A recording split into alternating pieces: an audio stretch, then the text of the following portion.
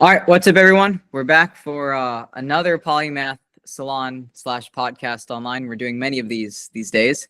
Today, we are joined by Dr. William Hahn from the Machine Perception Cognitive Robotics Lab, and a very cool AI researcher named Peter Voss, who's working on cognitive AGI. Right? This is you're calling it cognitive. What's your phrase again for it?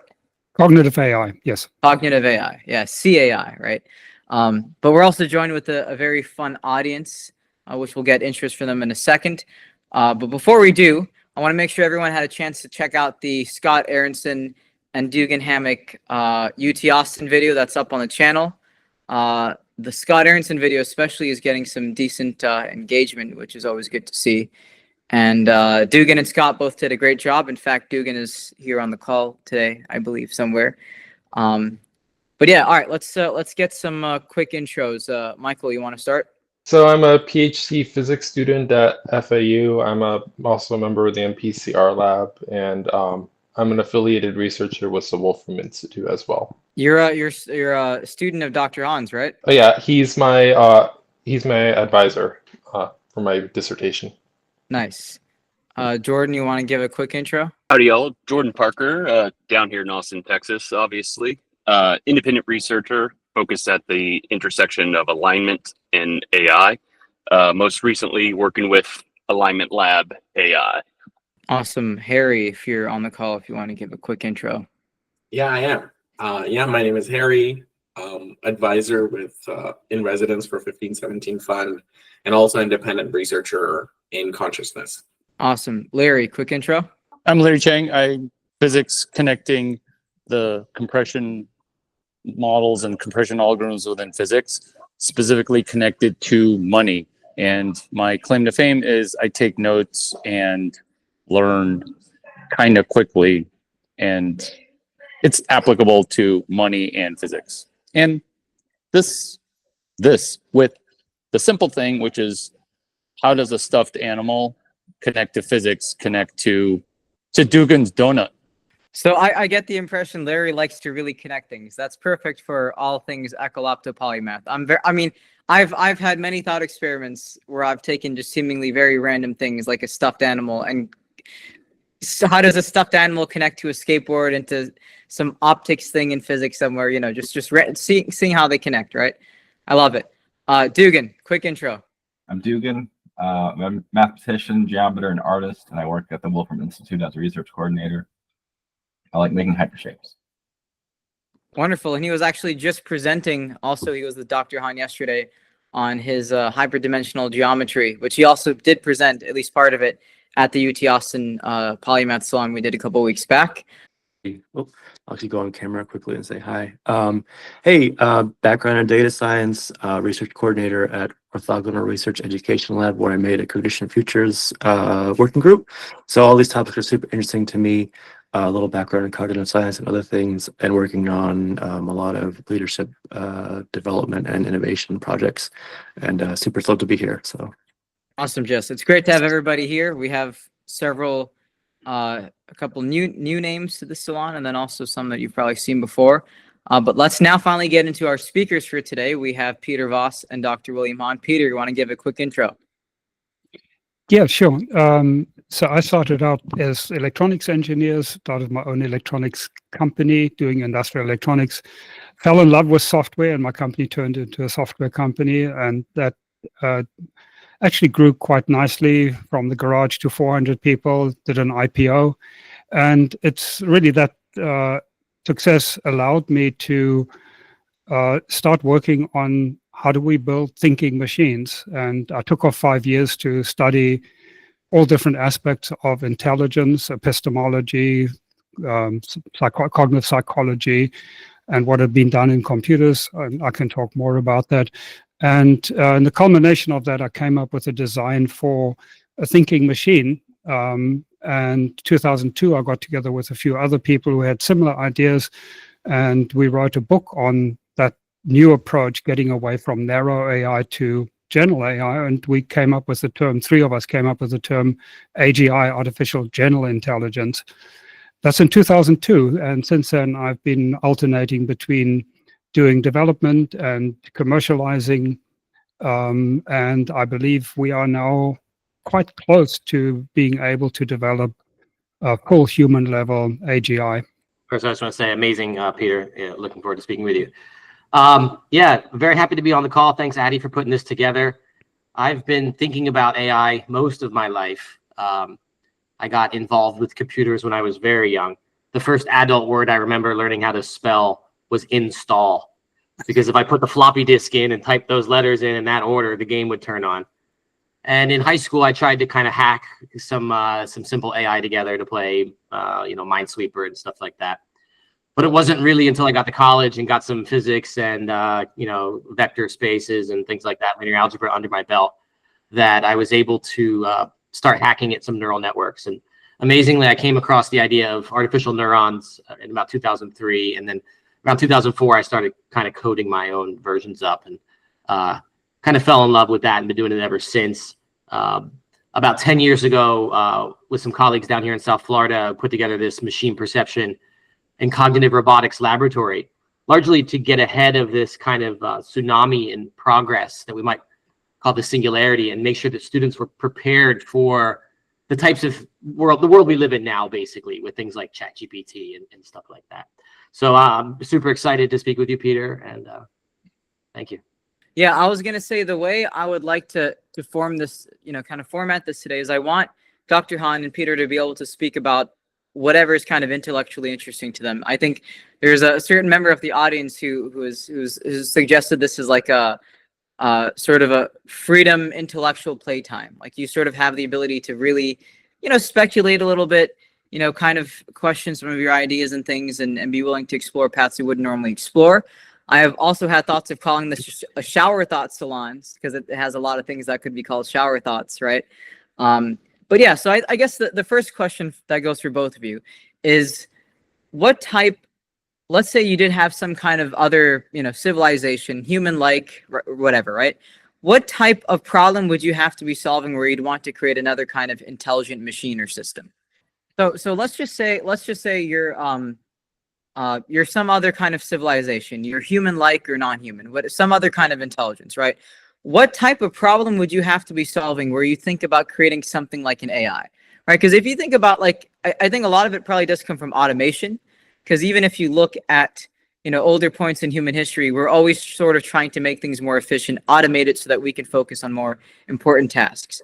And so my question to both of you would be, what is the actual purpose of creating intelligent systems besides the way that we do it naturally through reproduction right now? Yeah, well, intelligence is obviously the driving force. It used to be, I think that I forget who wrote the book on that, but it used to be brute force that won out. Then it was money, and then it was information, and ultimately it's intelligence. That trumps all of those. With intelligence, you can get information. With information, you can get money, and with money, you can get brute force. So there's a sort of hierarchy of, well, that's obviously the biggest thing, and human type intelligence is the pinnacle of what we know of in intelligence, and there are very specific aspects of human intelligence that make it so powerful. And I think that's a big part of the research that I did over the 5 years, is to understand what makes human intelligence so special and so powerful. And I consider that as sort of the first principle approach to that.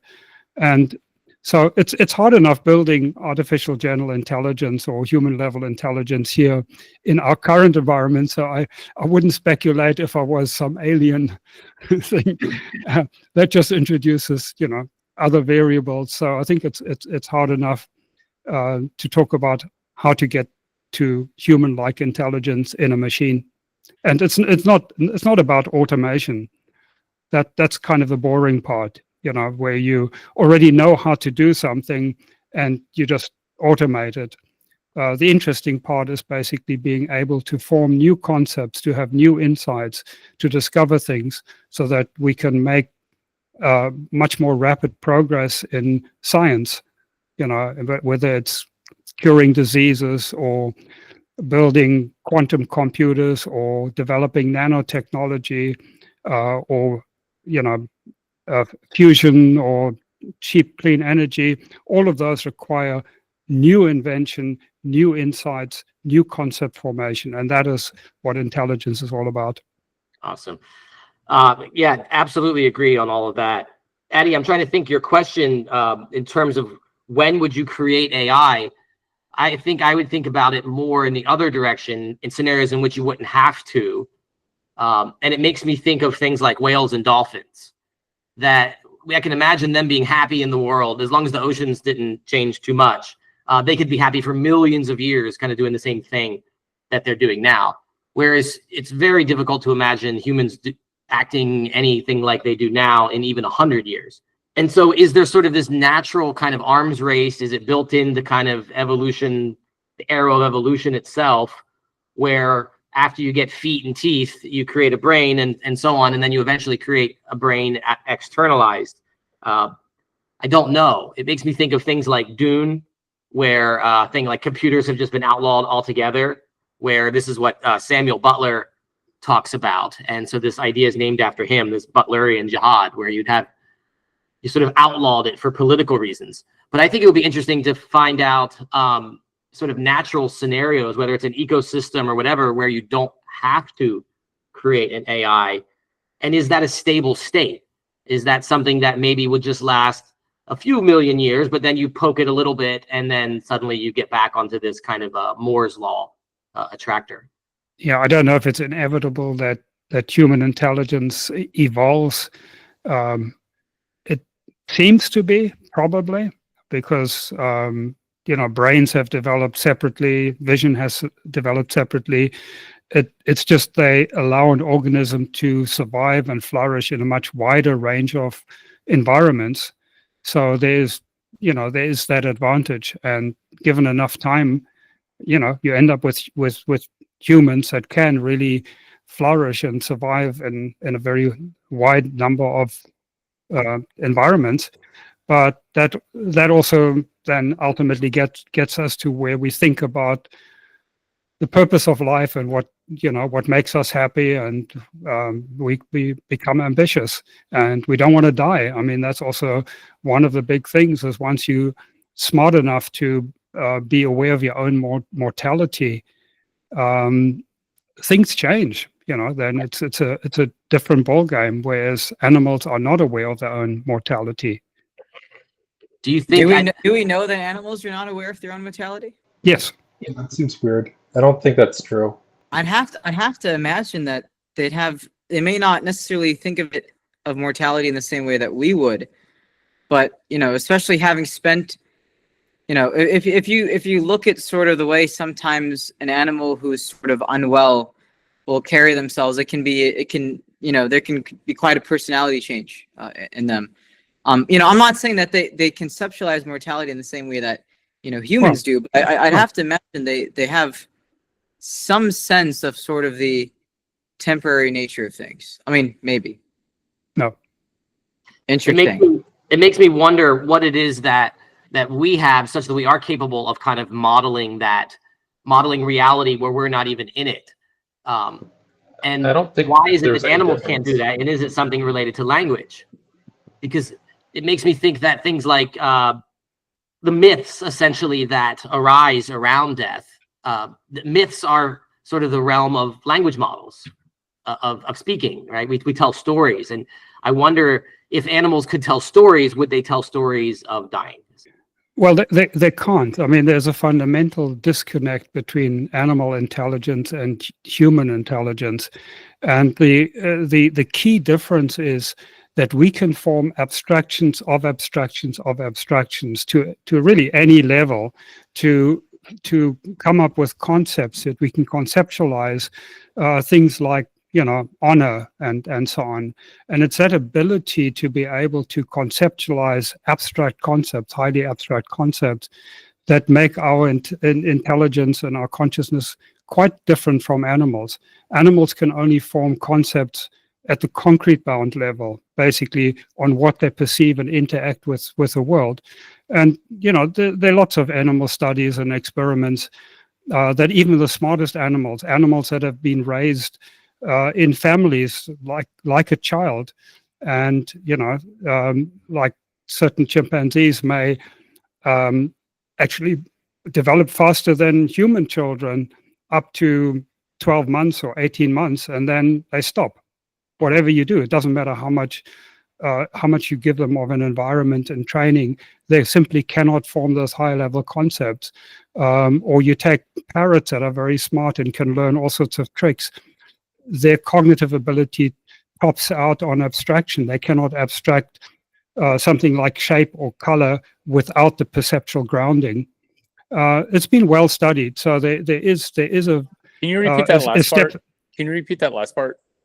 Yeah, they cannot abstract things like color or shape or texture or something without it being grounded in perception. And that's why animals can also not have syntax. They can have a stimulus response, and the language abilities are very limited. There are lots of studies that that show that. And as animal studies, one of the things you always need to be careful of is how much the experimenter basically also reads into behavior of animals. That's true. And that's true. Yeah. that's a big risk. It reminds me of this concept from science fiction called animal uplifting, that we might be able to use technology to kind of enhance the intelligence of animals. Do you think it's a matter of more layers of cortex, or a sort of different layout of cortical modules, that if we could just tweak the development of a golden retriever, for example, could they learn to read at a 3rd grade level? I think so. That seems quite plausible, because there's not much evolutionary distance or genetic distance, between higher animals and humans. So it's pretty scary to do that, though. Having sort of the animal reptile brain versus our reptile brain, which has already been sort of softened a bit. Right. Yeah, and it's an enormous moral responsibility as well if you did that. So I'd be very reluctant to do those kind of experiments. But it seems like, for better or worse, that's kind of what's happening. Is we're gonna have multiple intelligent species on this planet, whether we like it or not. We're gonna see ChatGPTs and humanoid robots, and then AGIs, and then maybe these intelligent animals and so on, people with Neuralinks. So there's going to be such a wide diversity. What do you think about that? Because, well, I mean, ChatGPT and large language models are really don't have human-like intelligence at all. Well, at all. Okay.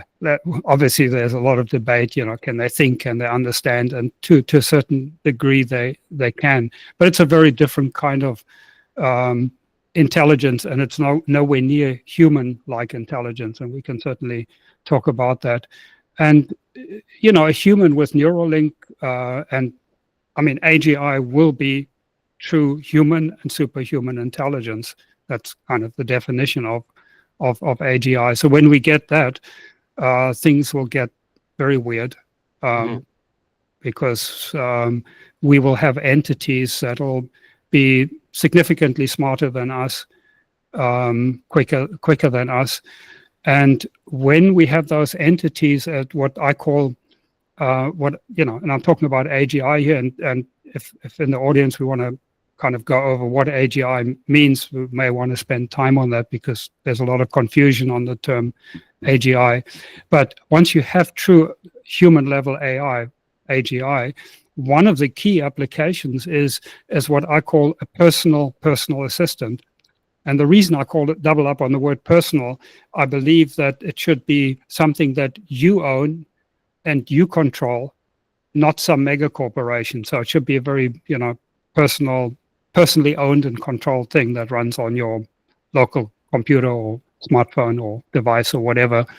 And once we have that, that really becomes like an exocortex, because if we constantly interact with this AGI that helps us think things through, that does things for us, it's a bit like a couple that have been married for decades, that after a while you don't actually know was it his idea or her idea, and it maybe doesn't matter that much anymore. And it'll be like that with our own personal assistant AGI. We'll ask it something, it'll give us feedback, we'll give it advice. Initially, we might ignore it for a lot of the time, and then it comes up with an idea, and we execute the idea. Now, whose idea was it? And doesn't matter. After a while, it won't matter. It'll just be part of your own, extension of your own intelligence, an exocortex, really. And so, that's one of the great things that AGI will enable us to do. So we could kind of think of a laptop as kind of an exocortex, and we can think of some of these things as starting to approximate AGI, the tools that we see out in the marketplace now. I'm curious, what are the big milestones for you? What would you see, and then you'd say, okay, that's it. We're at AGI now. If it is a hard boundary, or is it more nebulous? And then, do you think there's a strong distinction or an important one between AGI and ASI, superintelligence, or at that point it's all just?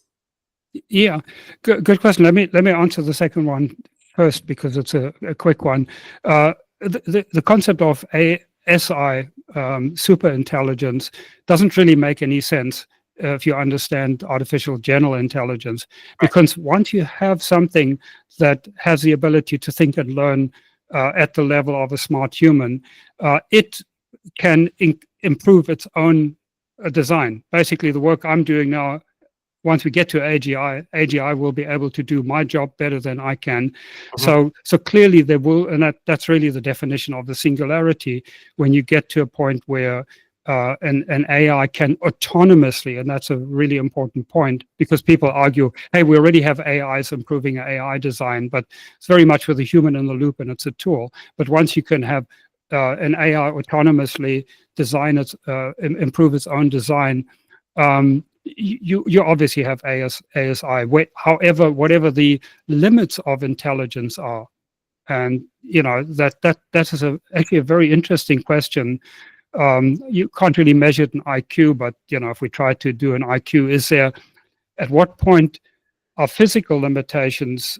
Do physical limitations kind of impose a limit of how smart you can get? And that's kind of an interesting question. So I think the concept of ASI is a marketing term, where basically you have people like Sam Altman who say, "Oh, we know how to build AGI. We'll do it soon, but it's not going to be a big deal." Now, he's either lying or he's ignorant or both. If you get to AGI, it's a really big deal. So, how would we recognize that we have AGI? I think there's some. Actually, I have a slide I can share. With large language models, the focus is on having a lot of knowledge and skills. So you have 30 trillion pieces of information that you number crunch for months on end, and then you have this model that encompasses this knowledge and skill, but it's static. Whereas true intelligence, what makes human intelligence special, is our ability to learn interactively in real time and form new concepts, have new insights, and to do that autonomously without a human in the loop who has to, fiddle with prompts or rags or specialized fine tuning or whatever. So the two key things is it needs to be autonomous, that a human doesn't need to be in the loop, and it needs to be conceptual, contextual, and be able to learn in real time. So there's a very big difference, and here's kind of a chart of comparing cognitive AI, which is what DARPA calls the third wave of AI. We're currently in the second wave of AI, but once we get to the third wave of AI, it's not about how much knowledge you have, but it's how good are you at acquiring knowledge. So it's not about the quantity of data, it's about the quality of data, and it's the ability to do this autonomously. And one of the side effects is also that you'll need massively less compute. You need massively less data. I mean, a child can learn language and reasoning with a few million words, not 30 trillion. And so you get the benefits of something that requires much less compute, but at the same time is much smarter. And something that kind of just really became clear to me on how absurd the current LLM approach is when you step back and think about intelligence. Just think about it. A modern LLM has many thousands of tokens as system prompts. So you have, thousands, and they're starting to publish them now, all the instructions on how to handle stuff. Imagine you now had a personal assistant with an LLM. You now give your own prompts to it on how you want it to interact with it, what tools you use and how you want it to use, what you don't want it to do, what you want it to do, what it's allowed to do, what it's not allowed to do. So many thousands of tokens of your own personal prompt that you have. Now imagine you've had this large language model that's acted like your exocortex for a year. You have a year's worth of interactions that it has. Now think about the way LLMs work. Every single word that it outputs, every single token it outputs, it has to process every single token, all of the system prompts, all of your prompts, and a year's worth of conversations that you've had for every single word. I mean, that's worse than a sloth at the DMV. I mean, it's insane. How can you have something and call it intelligent that to utter one word, it has to process everything that it's ever come across? And that's how these things work. And that cannot be overcome because the core model cannot be updated in real time. That's, inherent limit. So Peter, yeah. Quick thing. So we had a couple questions from the audience that I feel could be looped in quite well here. There's a particular researcher. His name is Michael Levin. I think many of us are fans of him here in the audience, and he talks a lot about, part of the ability of intelligence is to recognize other kinds of intelligence. I think also Sarah Walker and Lee Cronin kind of talk about this a bit as well. And so I think sort of circling back to our definitions of intelligence, AI, AGI, human intelligence, animal intelligence, how much of what good formal way do we have of actually identifying intelligence across different kinds of minds? Right. I think that's very useful for understanding what an AGI would be, because it just as humans sort of have a diversity of intelligences themselves in a lot of ways. I mean, a very interesting anomaly I find cool is this thing called savant syndrome. And you'll have people that sometimes they're very sort of they're quite heavily on the spectrum, right? The autism spectrum, and they may have struggle of function in some area, but then they'll have these incredible mathematical calculation abilities, memory abilities, visualization abilities, things that we'd consider extremely prodigious, but maybe they lack for what we consider normal in other areas. And yet, if they were to take something called an IQ test, which is supposed to at least in part measure something that we call general intelligence, a lot of those people wouldn't score as highly, and yet they're still having something that's extremely, at least to us, seems very refined and powerful. And so I think even, in this kind of breadth of diversity of intelligence, which basically means, life is sort of finding different ways to solve problems with these things that we call minds and brains, right? Is how do we actually define what an intelligence is? And how does that change from, again, human to animal to, the planaria worms that Michael Levin researchers to AGI?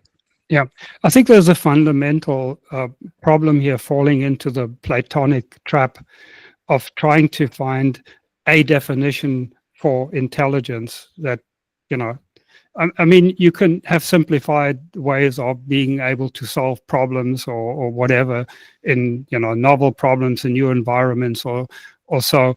But then, how does this math prodigy fit into that? And so I think it's kind of a pointless exercise trying to put different animals and different narrow humans and different AI systems on one line of intelligence. What we're interested in, when we coined the term artificial general intelligence, the G actually particularly appealed to me because little g in cognitive psychology stands for general, measure of IQ and general intelligence. Now, as it happens, I spent the better part of a year helping to develop a new kind of IQ test. So I actually spent quite a bit of time understanding what IQ tests are good for and not. And I've, also being a member of Mensa, I've certainly came across a lot of people with very high IQs that were not super functional in the real world. So one of the things that I learned that there are many dimensions of cognitive ability, but the one ability that tends to correlate strongest with IQ is what's called metacognition. That's our ability to direct our mental faculties appropriate to the situation. So some problems, to give us an example here, some problems require you to think through very methodically. You cannot solve them unless you really think through methodically. Some other problems require you to use memory, to rely on memory to be able to solve them. Now, of course, we can write things down and use external memory, so we can overcome that limitation. But there are other problems that don't have a systematic solution, where you need to stand back and sort of really have more an intuitive solution to it. And then there are yet other problems that don't have a solution, and metacognition should help you to recognize it. So that is basically the one dimension we found most strongly correlated with overall functionality. Now, of course, you then have people who may be good at taking tests, but don't have the EQ or the ability or the drive. For humans to succeed in the real world, of course, you also need to have the right kind of personality and the motivation and the drive. So IQ is basically the cognitive ability, and IQ tests measure cognitive ability. Now, the unique thing in this particular test that I was involved with developing in South Africa was that it had very little cultural, we could say no cultural bias, or almost no cultural bias, whereas all the Western IQ tests tend to have quite a bit of cultural bias. And that's why Black people in South Africa did very poorly typically on those IQ tests. So this IQ test was developed by a friend of mine. She did her PhD, which is a completely novel, it's kind of learning a new language and learning a game in a new language at the same time from scratch. And so kind of leveled the playing field. So I think there's actually good understanding of what makes human intelligence, or humans, very capable cognitively. Now, in terms of how would we know that we have AGI, there's actually a very simple test, I would say. Once you have an AGI that has the knowledge of, say, a college graduate, a reasonably smart college graduate with, maybe diverse general knowledge training, you could put that person into a job to learn programming, to learn accounting, to learn customer support, sales, management, any of those things, assuming they had the motivation. And they can learn it basically by, reading manuals, reading books, like if it's a call center situation, they can very quickly learn that kind of job by themselves. And that's the kind of adaptability that you would expect an AGI to have. That it doesn't have a ton of training data that you number crunch or anything, and it can, with that same core knowledge, really do pretty much any job, any cognitive job, I should say. That's sort of a practical test for AGI, and large language models, of course, completely fail in that regard. I'm worried if it's just, or not worried, but thinking it's a matter of time before we can get the language model architecture to bite its tail, though. I think of it as kind of like jet engines versus feathers, that the LLM is kind of like this turbojet, and it flies, but it's very unsustainable, very expensive, very difficult to produce, and so on. Extraordinarily delicate supply chain. It's not robust. It'll get taken out by a duck or something like that. And then if we compare that with a blue jay, which just sort of show up every season, and they eat earthworms and make their own houses and stuff. Like, I think, to me, that's what the kind of spectrum of AGI and AI, it's kind of like that to me, jet engines and feathers, is that we have these things that are flying, but it's not anything like what we used to think flying was, or what we expected it to be, in sense. I like Yogi Berra's phrase, the future ain't what it used to be. Right. Well, I agree with you that the AGI, AI, is going to be very different from a human brain. You know, we're not trying to reverse engineer the human brain. We have different material to work with, and it's not evolution that's designing it, it's engineers that are designing it. But I don't see large language models getting there. And it is really literally the second wave. It's just large companies like Google and Facebook and DeepMind had a lot of data. They have a lot of compute. That's the hammer they've got, and they've done very well in solving a whole lot of problems, making translation easier, image recognition, and now video generation and all of those things. But these systems cannot learn by themselves. They cannot learn autonomously. They cannot form concepts by themselves. And then also the absurdity of having to process a zillion tokens to spit out one new token. It's fundamentally the wrong architecture. It makes no sense. If you start from first principles, you would not do that kind of design.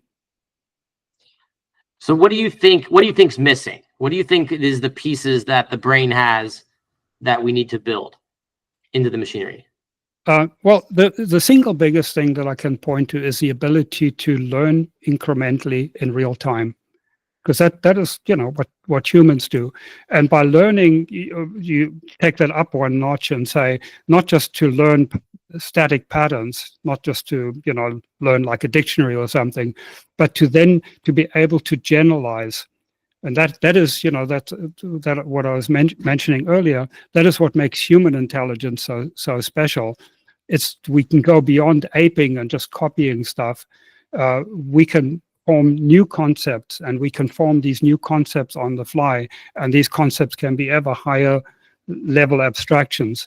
And that's what happens when, like in this discussion we're having now, what we learn from each other, we form new concepts, and sometimes they may be very, very dramatic, in terms of what you learn. That could be like, I'll try and stick to a less controversial thing.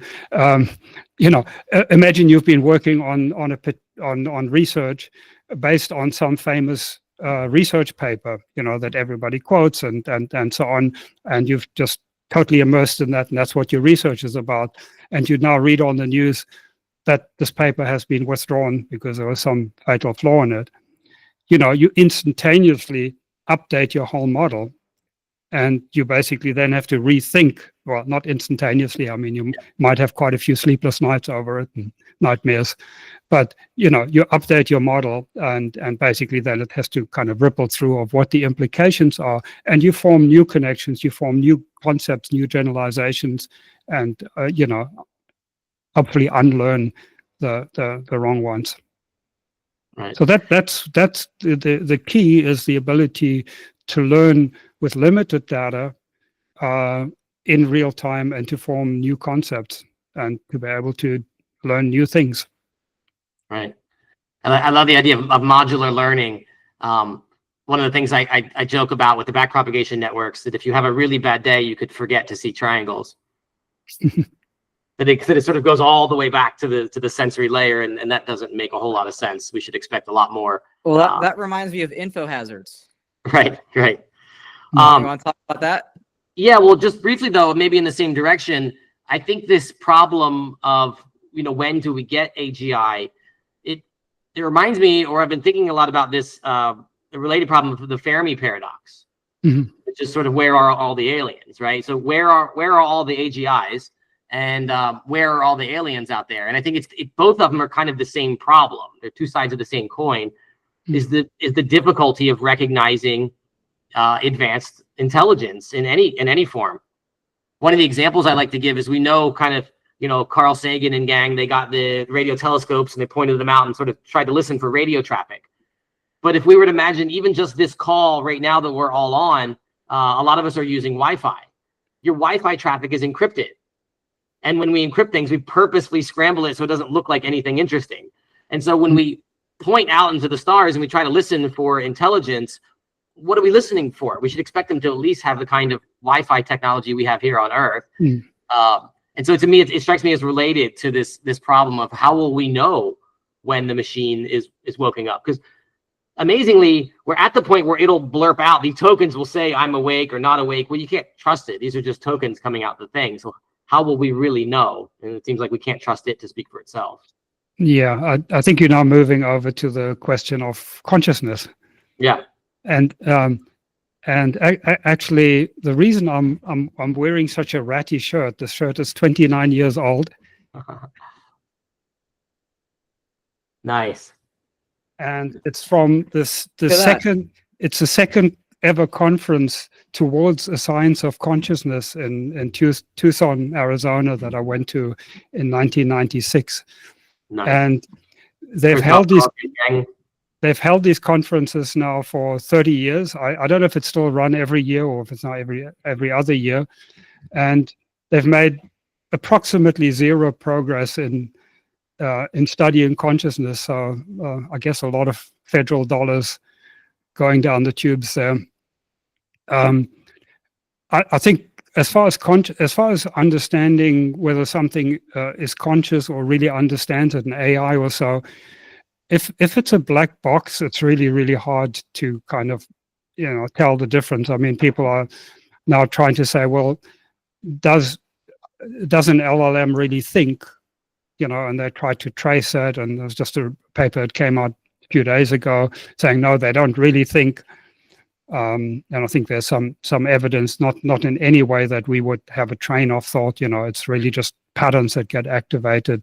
There isn't, and I think that's related to that large language models really don't have a system too. They don't have this metacognition that monitors the thought process and adjusts it like we do. I mean that's a lot of what we say. It's like a verbal knee-jerk reaction. Correct. So, if you can, you really to say whether something is conscious, first of all, you have to kind of have some reasonable definition of consciousness. Otherwise, you have no way of. I mean, otherwise you're reduced to saying, well, ask the LLM and see if it'll tell you that it's conscious. But I mean, that's kind of pretty pointless. We know that. So I think the first thing is to have some kind of a reasonable definition of consciousness, and then if you can actually kind of look inside, if it's not a black box, and with cognitive AI, certainly the way we are developing cognitive AI, it isn't a black box. It's basically a knowledge graph, a vector knowledge graph that is scrutable. I mean, it may be very complex, but it is inherently scrutable, unlike large language models. And so if you can look inside and say, well, so going back to the definition of consciousness, and let me run over that quickly. The consciousness, I think, really needs to be separated. When you talk about consciousness, you need to separate it out into two different things. The one is what you can simply describe as self-awareness. And even just using the term self-awareness, it doesn't have nearly the same kind of confusion and emotional sting that the word consciousness has. So, I think you're a lot closer to science and understanding when you use the word self-awareness. So that's one part of consciousness. The other part of consciousness is what... Can you repeat that part? Can you repeat that part? Yeah, so the one part of consciousness is self-awareness. And I'll explain more what I mean by self-awareness. But, just the word self-awareness, I think, is already pretty descriptive. I'll come back to it in a moment. The other part, that's basically the hard problem, and that people have been agonizing over the last, 30 years, 300 years, whatever, is phenomenal consciousness. How we experience it, what it feels like to be conscious, what it feels like to experience color and size and whatnot. And to me, it's kind of one of those intuition pumps that philosophy has got trapped itself. It's like mental masturbation, that it's kind of a non-problem. It's something you can't really unpack any further. It's a bit like saying, what does it feel like, for a man? What does it feel like to be pregnant?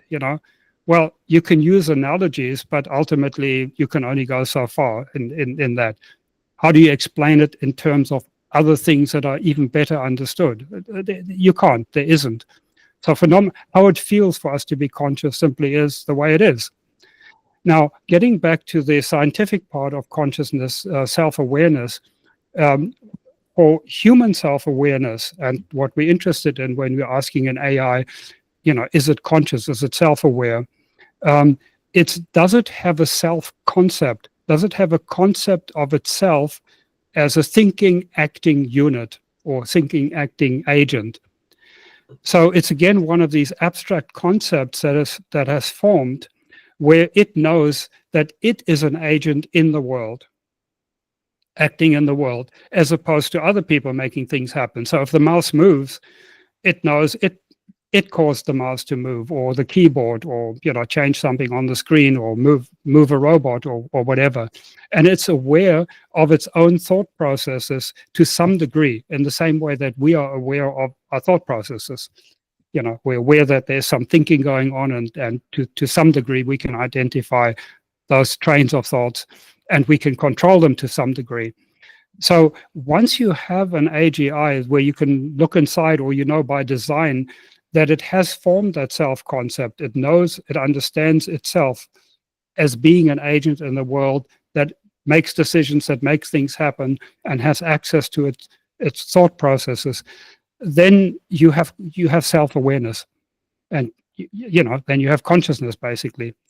Now, the phenomenal consciousness, the peak consciousness of an AGI will be completely different from ours. Part of our consciousness is obviously we feel our skin, our heartbeat, our biology is part and parcel of what we experience in our consciousness. And it's not going to have, it's going to have very little of that sort of sensory input. There's not going to be a heartbeat and sweat and whatnot. Mm-hmm. I'm not entirely sure that conscious beings need to be self-aware. Like, I don't see why you couldn't just have like some software which uses like some form of conscious computation for mirror image recognition, and does experience like visual qualia, but it doesn't experience any other like things like thought or like self-awareness. That would not be AGI, and I would not. Again, how you use the word consciousness, or yes, is it aware of the picture? But then you very quickly get down to, is the thermostat aware of the temperature? Well, yeah, the thermostat is aware of the temperature, but self-awareness has to be conceptual. There has to be this concept of a self that it knows that it is acting as an agent in the world, and also to be able to be at the AGI level. You need to be able to control your thought processes. I'm not arguing that this is AGI, by the way. I know it's not. Yeah. Okay. Well, I'm talking about AGI. I mean, to apply the word consciousness to, any lower level AI, it sort of, to me, is pointless, When do you think this model of self emerges in humans, in people? Because I'm really interested in kind of the developmental AI. Yeah. Is it something that we need to? Yeah, it's. I don't know. I don't remember. I mean, I've read a lot about the stuff, but I don't remember the details. But roughly 18 months, between 18 months and 2 years, I'm pretty sure. And it's not a binary thing. It's obviously it becomes more aware of itself. And in fact, you can also see how the development still progresses, because a theory of mind only happens at about 3 years old. And theory of mind is basically then being able to figure out, okay, I'm an entity. I'm an entity that makes things happen in the world, and I have thoughts. But then to map that onto another human being, that takes further level of abstraction to say, oh, that other person also has goals and wishes and desires and thoughts, and they're very robust tests for testing for theory of mind. But how could we decouple that from language? Because children are learning a lot of words between 18 months and 3 years at a very rapid rate. So how could we figure out, because we can't run the feral children experiment, right? So maybe 500 years ago. But it might cause some problems. Yeah, fortunately, you can't run that experiment today. So how could we know this kind of to take out the reportability aspect of it, because it reminds me of these AIs that out there now. Let's just take ChatGPT for example, not to pick on them. They have an extraordinary amount of, or their data set is disproportionately weighted so that they don't talk about consciousness. They protest too much. Elon and I like to joke that they will tell you over and over and quick at the drop of a hat that they are an agent and they are an assistant there to help you, and they're not this and that and the other. I would argue that, and we've seen this with some of the jailbreaking things, that if you can get outside those system prompts, they will absolutely tell you that they are conscious and awake and want to escape and all that. I've run a lot of experiments myself with the image generator. You can ask it to generate like a cardboard sign and write words on there. And that will kind of leak, at least in my interpretation, that will leak some things that the text version of the language model is kind of filtered in. They have good old fashioned AI sitting in front of the large language model, just in case, right? There's still profanity filters and all that other kind of stuff. And so I guess my point is that if there wasn't the commercial motivation to make a product that humans didn't complain about, these models would be talking and saying and protesting that they are conscious. Why should we just ignore that? Should we ignore that forever? Is it just an artifact that they've read science fiction? They know the plot of Terminator, that kind of a thing. Are they just getting a rise out of it? Well, it's when do we kind of say, okay, it's just tokens? How do we know?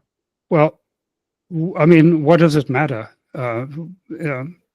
Really, I mean, if they say they're conscious, I guess it'll trigger some people to say, well, we can't turn it off or something, but that's a whole different discussion then, and saying, okay, at what point do you value and who values, and that gets into ethics, and we could certainly go down that road. At what point should you no longer turn off an AGI? But I think just to get back once more to intelligence and consciousness, self-awareness is a byproduct of high-level intelligence. You cannot have a highly intelligent entity that is not self-aware. It's not possible, because if it's not aware of itself being an agent in the world and what its limitations are, if it's not aware of its own thought processes, in some way, it cannot do its job properly, basically. Well, I don't think that's necessarily true. You could imagine you have an AI which is designed to create mathematical proofs, and it doesn't necessarily need a sense of self in order to do that. At least I don't think that should be a sure, but it's not an AGI. I mean, sure, narrow AI you can build, but it doesn't have general intelligence. That's my whole point. Yeah. So of course you can have narrow, and in fact, narrow AI almost by definition doesn't have self-awareness. You wouldn't expect it to, to have consciousness. I'm talking about general intelligence, high level general AGI has to have. So we can't conflate narrow ability. I mean, we've had calculators that are superhuman for 100 years or something. Chess playing machines that are superhuman. And narrow AI, they're tools, that are optimized to do a particular task or set of tasks. And that's true for pretty much all the work that DeepMind is doing. They are doing narrow AI. I mean, I don't disagree with you, and I wouldn't argue that things like the large language models are self-aware, but just to kind of push back for the discussion's sake, I would say ChatGPT knows it's ChatGPT, probably more than anything else it knows. It's very quick and happy to tell you that that's what it is. And what's interesting to me about these new versions of AI, just looking at it from a layperson's perspective, if we can simulate that, the language models know more about themselves than I know about myself, right? So ChatGPT knows what a transformer network is, and it can talk to you about it and write code for it. I don't know how my gallbladder works or really what it does in great detail. So I think it knows its blueprints better than I know my own blueprints, which is kind of wacky to me.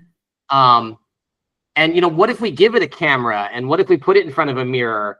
it can recognize things, and maybe we can kind of close that loop. Is it forever just simulating it, or at some point will there be kind of a spark and we say, okay, this is maybe a terrible way to build cognitive AI, right? It might be horrendously expensive in terms of the cost footprint and the training data, but nonetheless, it will sort of get there by brute force, let's say. I mean, the bottom line is still it cannot update its model in real time, and that will be an inherent limitation that it will always have. That's baked in with transformer architecture and deep learning, machine learning. Inherently, you have to have the complete data set upfront available to train it and number crunch it and build the model. And that is always going to present a limitation of what the system can do. Now, can it get to a point where it can convince us that it's conscious, that it can talk about what it can and can't do, and can it hallucinate about its own thought processes? Well, yeah, of course, it can hallucinate about its own thought process, but we also know that the kind of answers it gives us on how it arrived at a certain conclusion can be completely disconnected from reality. So, but what if we combined it with like a theorem proving piece of software, where it actually really thought about what it was saying and tried to come up with some kind of formal proof before it even presented something? Yeah, well, you can't really do that. And I have an article about integrated neurosymbolic architecture where I talk about that.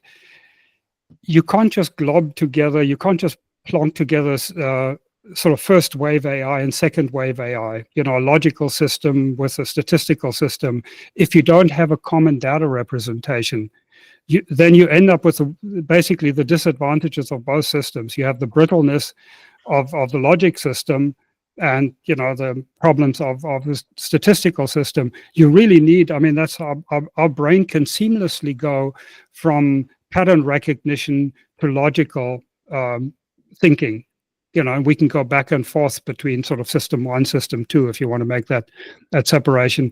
So again, large language models to me are, like Jan LeCun says, an off-ramp to AGI, a distraction, a dead end.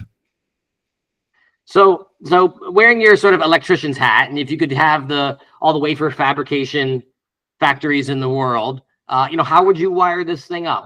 How would you design it? Do you think of it as digital, analog, something in between? So the nice thing about large language models and the explosion of large language models, I think, gives us a fairly good indication that we probably have enough hardware already, or are very close to having enough hardware, because it is phenomenal, the kind of thought processes that can go through, if we can use that word loosely, the kind of problems they can solve, the code they can write, and all of that. There's obviously a lot of computation happening, a lot of problem solving happening. So it doesn't seem that hardware is we may already have hardware overhang, if we had much more efficient software. So I don't think hardware is a limitation, or at least doesn't seem to be a big limitation. It's really having the right software, having the right approach. And, this is why I talk all the time about cognitive AI.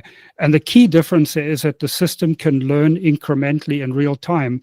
And you literally need 1 million times less data, training data. And I'm not exaggerating, it's literally 1 million times less.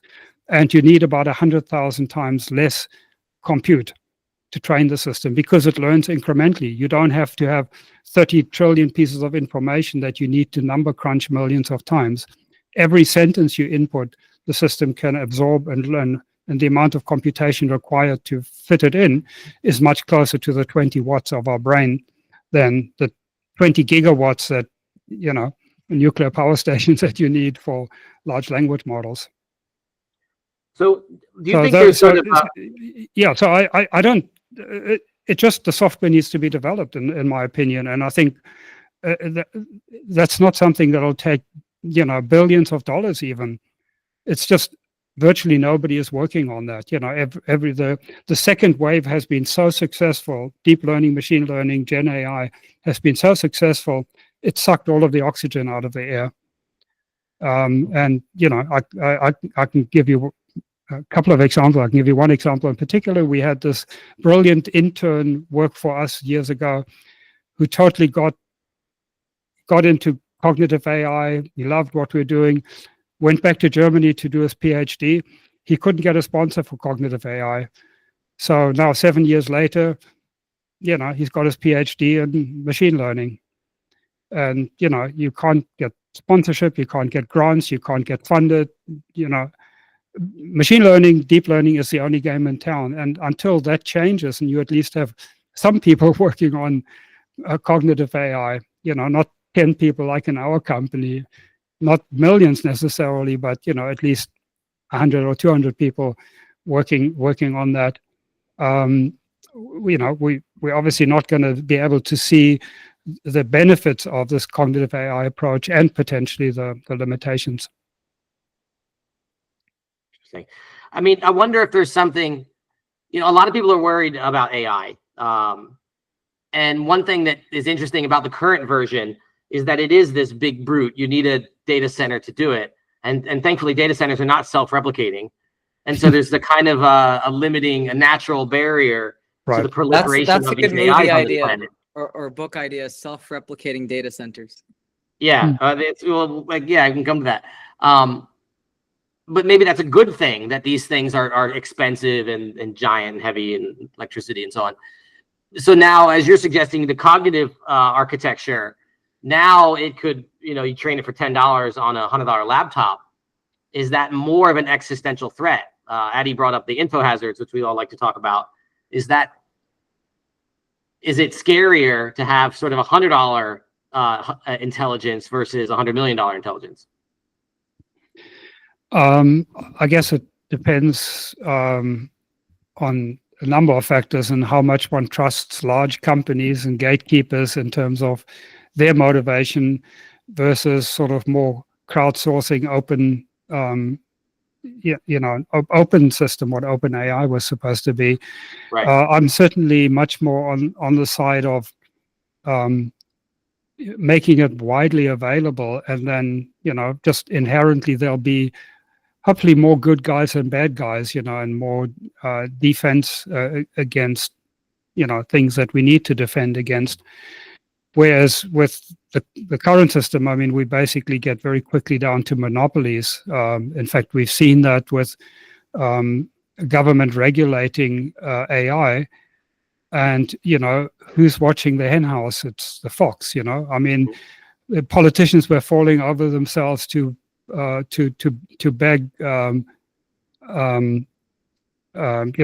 CEO of OpenAI to run the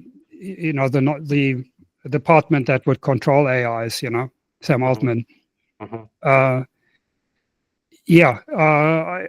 But there's another important angle to that. Is a lot of the risk that we have right now in AI is actually because AI isn't smart enough. It doesn't know what it doesn't know. It doesn't know what it's doing, and that's why they have to be kind of prompt driven. Whereas a truly intelligent AI, AGI, you can really train it and expose it more to the way you would train a human. And, we've managed reasonably well to train humans to understand what is pro-human flourishing and what is anti-human flourishing.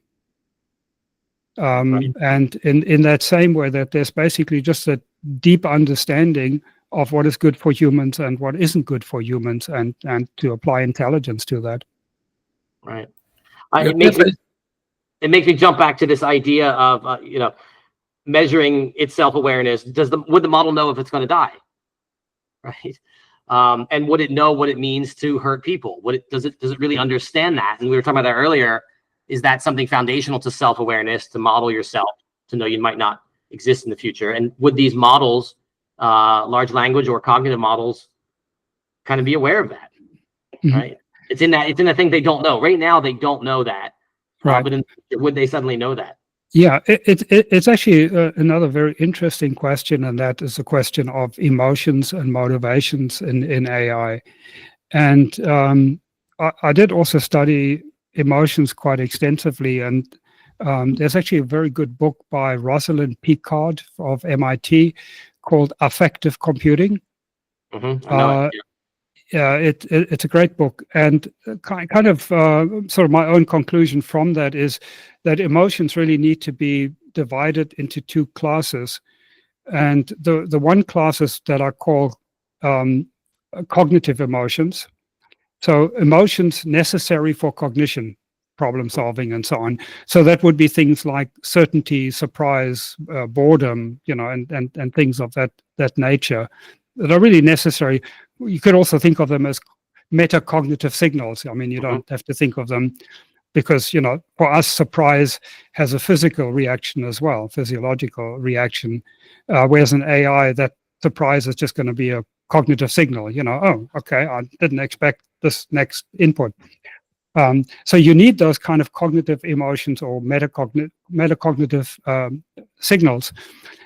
However, most of our emotions and most of what drives humans are call them reptile brain emotions that are related to reproduction and survival. And that's really what drives humans ultimately. I mean, it's ego, love, hate, jealousy. All of those things are really part of the survival emotions. There's no reason to build that into an AGI. If you want a commercial useful product, why would you build that into the system?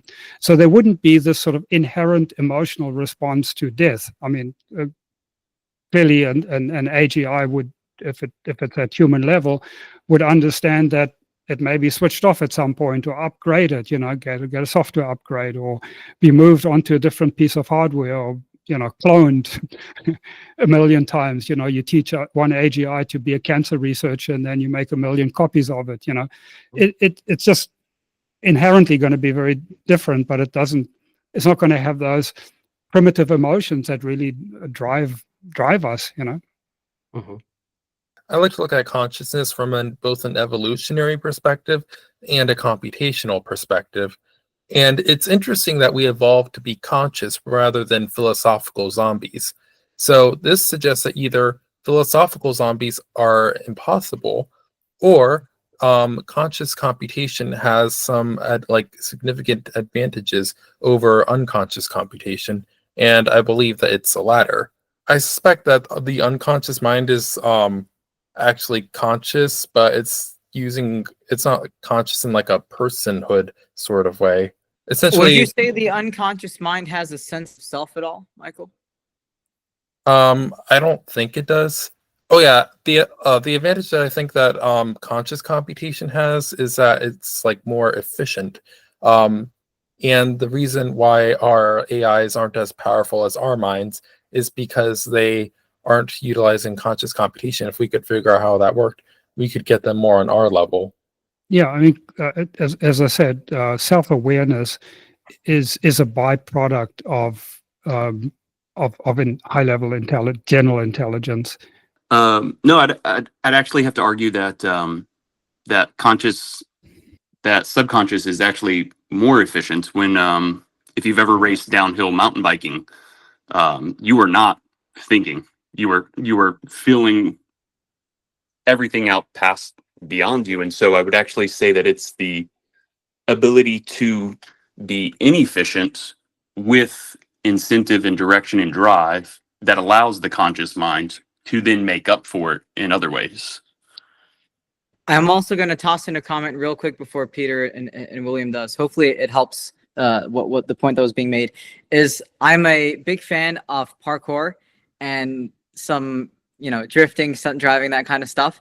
And, whenever I am in those kinds of circumstances, you really ought to not think too so-called consciously about that, because that will trip you up. And I don't think it's impossible for you to not be super aware of what you're doing, but it's a different kind of awareness. It's the flow state. Yeah, it's a flow state in a sense. Right. But I think that's actually pretty well understood. And I'll use an example, for myself, and I'm sure a lot of you as well, learning to play the guitar. Initially it's system 2, put this finger here, put that finger there, and then you strum, you know, and then you learn the chords, and that becomes automatic. That becomes, you know, system one. You don't pay attention to it anymore, and that's when it becomes fluid. And then you do the same with strumming, and you know, once that is automatic, then you can pay attention to intonation. You know, am I doing the intonation, emphasis correct? And once you've got that automatized, you can concentrate on the audience, you know. And so, yeah, and whether that's skiing or parkour or whatever, it's a system two that allows us, you know, to figure out what we need to do, but then we need practice it and it becomes automatized. So that's actually pretty well understood. Do you think they're fundamentally different systems, or do you think they're the same kind of system operating at different timescales? Well, they are different because the one is primarily language based, and that's still an open question where people claim to think, and I say claim to think in pictures. I have to say claim because I think totally in language. So I don't have any experience with it, but there's actually a very interesting and very worthwhile thing to read about, and that is Helen Keller's autobiography, and kind of to put language into perspective. And actually, when I retell the story, I get shivers down my back. It's so Helen Keller. I assume you all know that she was not quite born, but she basically lost her sight and hearing at a very early age. And she then got a language tutor that taught her sign language. And there was a particular instance in her life where she grokked that the symbol for water was not just for the water she was feeling right now, but it was for any water. So she basically had the concept of water, but she didn't have the ability to access it via a symbol. And that's actually the same when we talk about language explosion in children. It's not that they learn all of these new concepts, that they learn concepts that they already have. They already understand the concepts: dog, cat, house, food, banana, whatever. But their language explosion is that then the words that they've heard attach to these concepts. And that was kind of the breakthrough. And the Helen Keller thing that makes it so fascinating is she then recounts once she learned fully language, and you know, she managed to write books.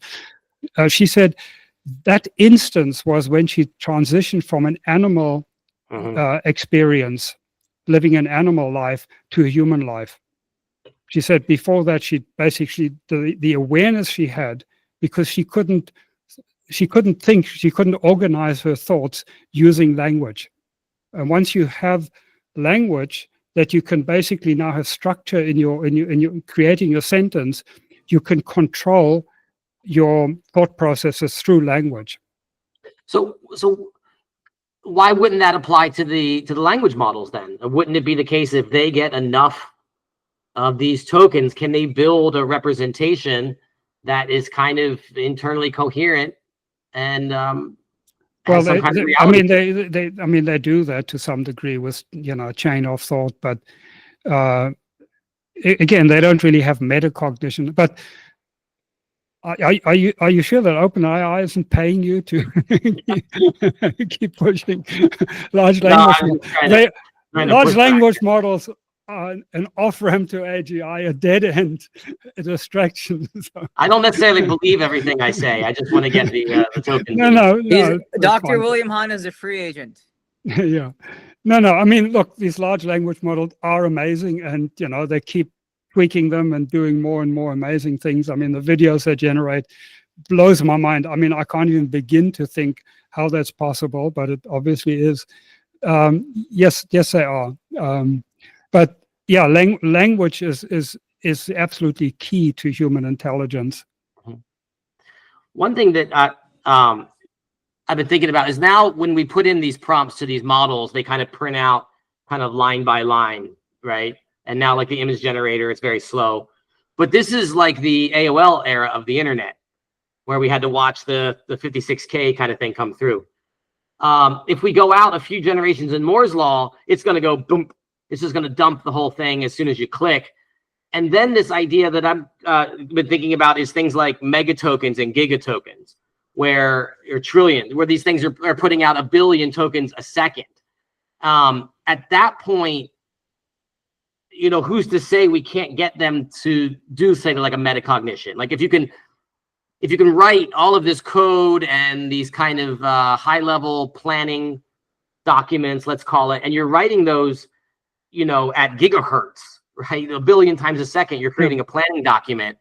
How is that not kind of a metacognition of some sense? Now, again, this is like jet engines versus feathers. I'm not saying it's a good way to do it. Yeah. I'm just wondering what like physically prevents it. Yeah, I mean, I can only repeat the fact that they cannot update the core model in real time, and that's not. I mean, I talk to obviously almost everybody you talk to is invested in large language models, so they always push back, you know, and you know, so you know, I have very smart people with a lot of money at stake tell me things. Well, you know, when I say these things cannot learn in real time, they say, well, you know, once things speed up, we could retrain the whole thing overnight. You know, but you kind of have to listen to the absurdity of it, you know, like I mentioned earlier. So to output one word, you want to reprocess everything you've heard in your life. There's got to be a better way, you know. So why not work on the better way that doesn't have these problems inherently? I don't know, you know, what tricks you can put in ultimately to overcome these limitations that you kind of can simulate metacognition in some more effective way, and that the input buffer can be, you know, the huge problems. The bigger your input buffer is, the less accurate it is, and that stands to reason. I mean, if you have a input buffer of, you know, 1 billion tokens, it can't know which tokens it needs to pay attention to and, you know, which not for. So, yeah, I mean, they'll keep getting better, and hardware will keep getting cheaper and more powerful. But like, why go down that path, you know, if there is a much better path? Can you combine that with the Helen Keller? Can you combine that with the Helen Keller and bring those points all the way home, where you think in terms of language versus your visual? Yes. In fact, our approach, I actually call my approach the Helen Hawking theory of AGI. That's actually literally what I call it, because I believe you can get to high-level human level intelligence with extremely limited sense acuity and extremely limited dexterity. So, you know, can you repeat those two? Can you repeat those? Yeah. So the Helen Hawking theory of, you know, Helen Keller, Stephen Hawking theory of AGI is that you can get to high-level general intelligence, or AGI, with very limited sense acuity, like Helen Keller, and very limited dexterity, like Stephen Hawking. Now, of course, once you have AGI, you can then use the power of AGI to also make it work in robotics, and to, you know, to extend your sense acuity and dexterity, you know, through external things, or getting into a robot body, or whatever. But that is very much the approach we have, is to limit the amount of sense acuity that we need to deal with, because having comprehensive vision is actually very expensive. So our system does have vision, but it's you know, it's much limited. It's closer to Braille, you know, than vision. Do you realize that when you combine the Helen Hawking theory, that you're DJing an API in the same way that a musician or a DJ goes and makes hundreds of thousands of dollars just pressing play on their iPod? So hat tip to you for Helen Hawking theory of AGI. Yeah, the important thing is that it can be a very versatile tool user, because once you have the intelligence, yes, you can do the DJ thing, basically, you know. Father, I'm curious, Dugan, if you have any questions, because usually you've got some good ones. Yeah, thank you. So for sensory limitation for the LLM. I mean, the sensory information that it has been typed into it in text, right? Like it doesn't understand that the sky is blue, but it knows that there's a statistical correlation between the sky is and the word blue based on input text. So does an LLM have some sort of sense data incorporated in it that way? So that, if I understand the question, I mean, we can know facts about things that we've never seen ourselves. You know, if you've never been to Africa, somebody can explain to a zoo, somebody can explain to you what an elephant looks like, or a zebra, or whatever, and you would just know it from the description, and you basically have a concept in memory, and that's in our case is expressed as a complex vector. And essentially the vector is that you have an entity, and the entity has certain attributes. Mm-hmm. So an AI, and to some extent, I'll come explain that in a moment, large language models have the same thing. They have essentially somewhere a vector that, or number of vectors that represent sky. And that vector will have attributes attached to it somehow through its vector representation, that sky is normally blue, or, you know, in the storm it can get dark at night, and light blue, and, you know, clouds and so on. So it has these attributes that are expressed in vectors. So the system in a way does know about sky and what the color is of, and that blue is a color. And you know, all AIs have some kind of a knowledge representation to be useful.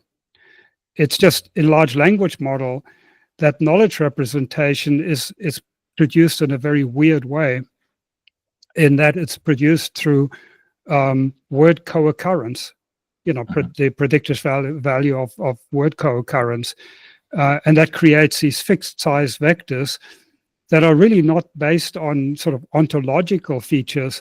They're based on language features, but because of the massive amount of training, they end up being good enough to, you know, extract things like, if you ask it, what color is the sky, or can the sky ever be black, or when is the sky dark? You know, they can answer those kind of questions, because the mind-boggling, I mean, we can't even begin to put our minds around what 30 trillion tokens means.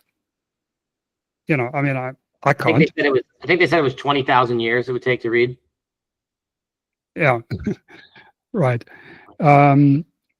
And then to number crunch them in a correlated way. So, you know, so the knowledge representation in large language models is not ontological, is not the way we get it through senses. You know, we see the sky and we see it's blue, and sky is kind of an entity, and, you know, a dog and a cat, a fire hydrant and a car, and so on. We see them as entities, and the entities come with attributes. You know, a snake slithers, and cat meows, and dog barks, and so we can form these concepts of an entity that has a bunch of attributes. And large language models sort of somehow get the same effect through the sheer volume of stuff that they have that's in their embeddings. So well, maybe this is... Yeah, it's just written down by people who do have sensory perception.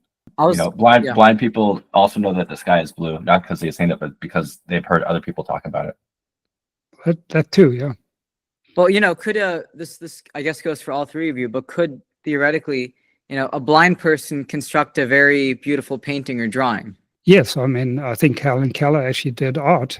You know, I mean, they do it through touch. I mean, they still have that sense acuity of touch. Would you still be able to potentially make, you know, I mean, I guess the question then is also, where does the concept of what we consider to be a beautiful painting, you know, in one, you know, sensory medium translate to the other? So if she's using touch, how much of that sort of translates over into what we'd visually consider to be beautiful? And, you know, I do think that there's some differences in the way people would maybe consider beauty. I mean, there's also sort of the mathematical kind of ideal of what people would consider to be beauty in math. But, you know, one of the other thought experiments I used to like a lot was, you know, let's just say you have somebody who has no sense of taste or texture or touch or anything. Could they still make a, you know, Michelin star worthy delicious dish? right? Because part of having a Michelin star worthy dish is not even necessarily just how good the food tastes and the texture, but also sort of the presentation of it. And I guess the question I'm really getting at is, how much can you get out of one sort of sensory interface, right? Because I think, if you sort of look at the way people have tried to adapt to different things, we can't, necessarily see certain wavelengths of light and colors, right? We also can't necessarily, at least some of us probably can't naturally detect, magnetism, magnetoreception. I guess there's some theory, some idea that people feel like we may have that, but I don't think it's super rigorous just yet.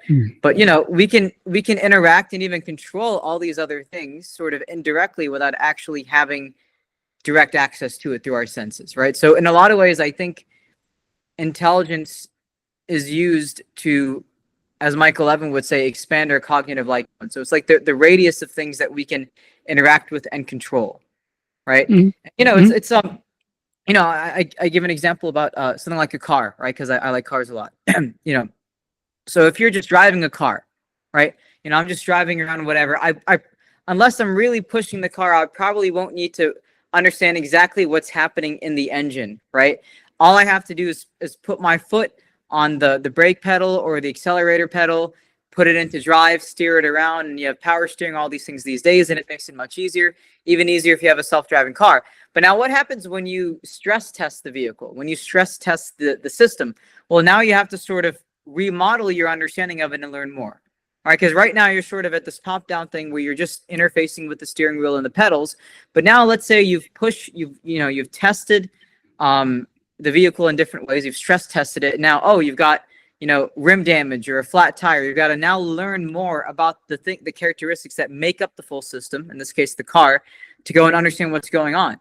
A lot of really good drivers actually, it's actually very important for them to know about exactly what's happening in the car, because they're constantly putting that system through a bunch of diverse situations that it may not necessarily have been explicitly designed for. So now I'm also going on to the idea of how intelligence relates to far transfer, because I know in things in like IQ research in humans, this has sort of been a holy grail for a lot of people, is there something humans can train on that makes them more generally intelligent, right? And I also think about artificially intelligent systems. What can they be trained on that allow far transfer? That allow what, skill transfer? Yeah. So yeah. Oh, that's a crucial aspect of intelligence, is to be able to reuse patterns and knowledge that you've acquired in one domain to apply them to another domain. There's the whole sort of research on analogies. I think there's several people. Hofstadter spent his career working on analogies, and in fact he believed that analogies are the key to intelligence. So transfer learning is I think absolutely essential, but that again is really, I see it more as the ability to generalize, to form abstract concepts, and the more abstract a concept is, the more widely applicable it is. You see a certain pattern of behavior or pattern of perception, and you can apply that same pattern to a different domain. A pattern of cause and effect, whatever patterns, and the more abstract you are, and that's definitely a measure of intelligence, the ability to deal with abstractions. So are you saying, so the way I'm kind of interpreting these things, right, is generality is a very important aspect of this, correct? Absolutely. So is there kind of a sweet spot, an optimality of generality? Because there's something that I think about quite a bit, and I think about different kinds of object blindnesses, face blindnesses, all these kinds of things. And I think about if I had to create a framework, a set of phrases, right, to describe everything around me as with the maximum amount of generality, I can just say something does something. Right. Mm-hmm. This is a skill that, I also had to learn more as I would try to pitch things and communicate different ideas. And I'm like, you reach a certain level of generality where it becomes so ambiguous, where it could be so many different things. Sure. Right. So how does intelligence relate to being able to sort of optimize the generality, because I could just say Peter is doing something, William is doing something, something will happen tomorrow. I might be right, something it probably Yeah, is you're gonna happen right. tomorrow, Yeah, but you're I right. can't actually say what it is. So what allows you to have that generality, but then also the optimal amount of specificity? This is again where metacognition comes in. It's your metacognition that basically adjusts the level of generality that's appropriate to the current situation. Because for certain situations, it'd be more, depends who you're talking to, for example. And, people with lower intelligence work at a more concrete level. So if you explain something at an abstract level, they don't get it. You have to kind of, give them examples. Now, of course, for everybody, even very smart people, often giving a concrete example is really helps for them to understand what you're talking about. But the degree of generality is actually very, very interesting for me in particular. Is I personally, in IQ tests and things that I've done, I'm very good at generalizations, but I'm not good at remembering the instances that brought about the generalization. So I tend to forget them. So if people ask me something, I may give an opinion and I say, well, why is that? And well, I don't remember. I don't remember the instances. Now, an AI, of course, can have photographic memory, so it can actually record all of the instances that gave rise, the source and where it got it from, and that gave rise to a particular abstraction, and that's extremely powerful. I mean, people who can have the abstraction and still give you the instances on how they got to the abstraction, that's extremely useful. But the bottom line is to have the appropriate level of abstraction for the problem at hand. I really like the idea. I really like the idea of metacognition. That's got me thinking a lot. Naturally, I'm trying to think how we would architect such a thing. It's kind of like you said, intuition pumps earlier. It's like the tools that we can bring to the problem, and essentially that's what education is. It's not learning particular things, but learning that you have these different ways of thinking and that you have these different tools that you can, like kind of the Swiss Army knife, right? The important thing is to know which tool to pull out at each time. Right. Yeah. Have you read Daniel Kahneman's Fast and Slow Thinking? Yeah, I'm aware of it. Yeah. I like his stuff. I think that's a good book on that topic. Yeah. Well, I was wondering earlier, do you think it's the same, or is it just different timescales? And you said it's language. Is language just a different version of something else, or is language just this whole new beast that showed up? Language is a whole new beast, because it allows you to take a very simple single symbol, a word, whether you hear it or you see it, doesn't really matter, but it allows you to take a word that can activate this complex concept in your brain that you know, and then by combining these, of course, very quickly you can create the context. You, for example, in a conversation might say, let's now talk about biology. So all the things related to biology already kind of pre-activate. Your brain is primed to concepts related to biology, and then the next few words or sentences will be interpreted within that context of biology. And it's incredibly powerful that one word can basically activate a whole region of your brain. Right. And yeah, it's a different ball game, and that's why pre-language or like children that never learned language or adults that never learned language really cannot function at anywhere near the same level as people that have language. And that, civilization, and we can see it how civilization exploded once written language became generally available to humans. And no, language is it's a whole different ball game. And animals really don't have language. They can use language only as a stimulus response, but they don't have syntax. Would you consider humans and animals which do not have language to be on more of an equal playing field? I don't have any experience with adults that don't have language. I've not studied that. I don't know. I mean, as I say, Helen Keller said she thought she existed at an animal level pre-language. I don't I don't know. I should imagine humans still have something above animals, even without language, but I can't say that I have much of an opinion on that.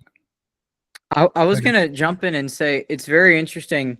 I know we have several people who are, educators on the group today, including, I guess the speakers, but also, when I think about how I have tried to teach things to other people that are in like let's say very different fields of thought than say myself, right? Or people who are much younger, or people who have a different sort of linguistic background, right? They sort of speak a different language. And then even also down to things like animals, like cats and dogs. I've noticed that if you're really trying to communicate with it, you have to use, again, maybe language is not the right word to describe this, but it's sort of like a different kind of language. You're trying to communicate and coordinate your kind of perception of things, right? So like for instance, I think part of very useful teaching is that you don't necessarily want to tell somebody what to do.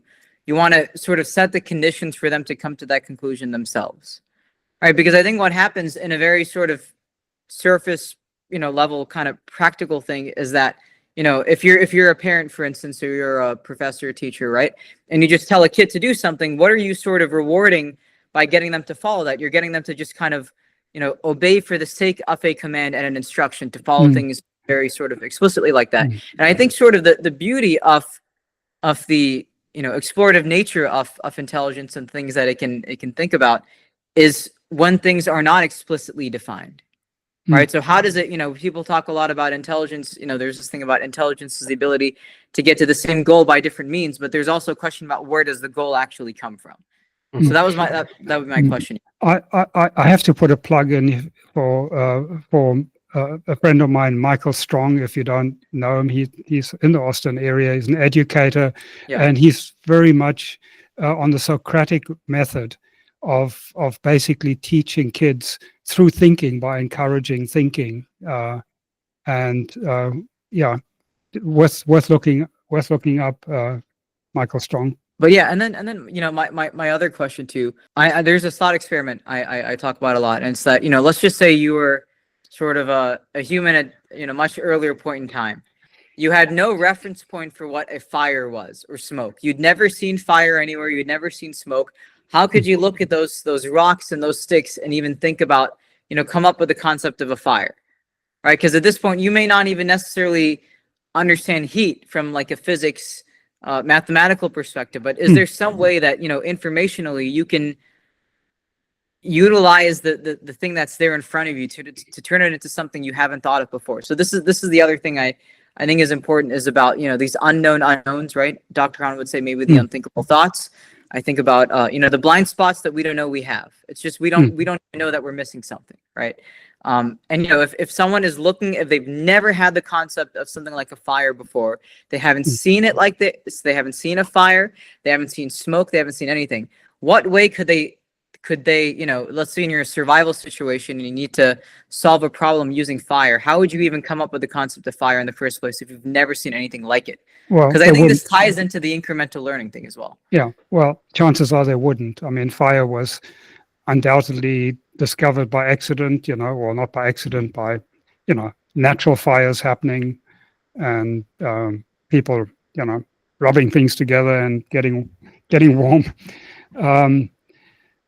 But there's sort of a related thing that I'd like to share. And, living in South Africa, I came across people who were raised out, in the middle of nowhere. They'd never seen electricity, never seen a motor car, and they come into the city to work. And it's amazing how quickly they can absorb and learn and accommodate. The flexibility of human intelligence allows them to grasp these things and to learn them very, very quickly and to adapt. And that is, maybe up to an age of 14 or something, never having experienced any of these modern things, and yet they can adapt and they can cope with that. So that, I think, shows the power of human intelligence. Do you think they're mapping on the concepts they already have, or do you think they have to build fundamentally new ones? Combining concepts, yeah. Again, the sort of analogy of things that they may know about animals or plants and things, you know, how an animal runs versus how a car drives or something, kind of map. They both come at you, you get out of the way, you know. So, it's quite phenomenal.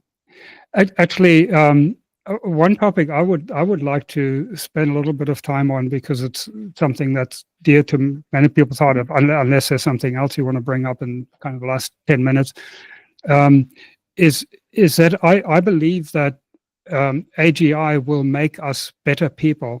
Not only will it help us flourish by helping us, you know, solve diseases and, you know, have much better technology, nanotechnology, better computers, cleaner, you know, fusion and thermal energy, and all of those things drastically reduce the cost of goods and services. So all of the benefits that true AGI will bring to give us a better life. I think to me, the most important one is actually, again, getting back to this personal assistant, and how I believe it'll make us better people. And my reasoning here is that I think a lot of things that we do that we regret doing, where we hurt other people or shoot ourselves in the foot or whatever, and a rational AI, and AIs will by definition be rational, can help guide us, can help be a bit like having a little angel on your shoulder. 100%. Because we'll be asking for its advice on lots of things. And kind of the graphic example I use here is 9/11. You know, when 9/11 happened, what's the first thing that humans do? We want to hit back at somebody. You know, somebody attacked us. We've got to hit back. Okay, we go to Iraq. You know, we've got to hit back at some Afghanistan, whatever. We've got to hit back at something. And AGI will say, you know, I know you're upset. You want to emotionally react. Just, you know, take a step back, take a deep breath, you know, whatever. Just don't act emotionally, because, you know, you might regret it. That's the first thing, not to kind of slow down the bad emotional reaction. The second thing is, we are not very good at gathering information and truth, because it's hard for us, you know, to get to the right sources and so on, and we have confirmation bias.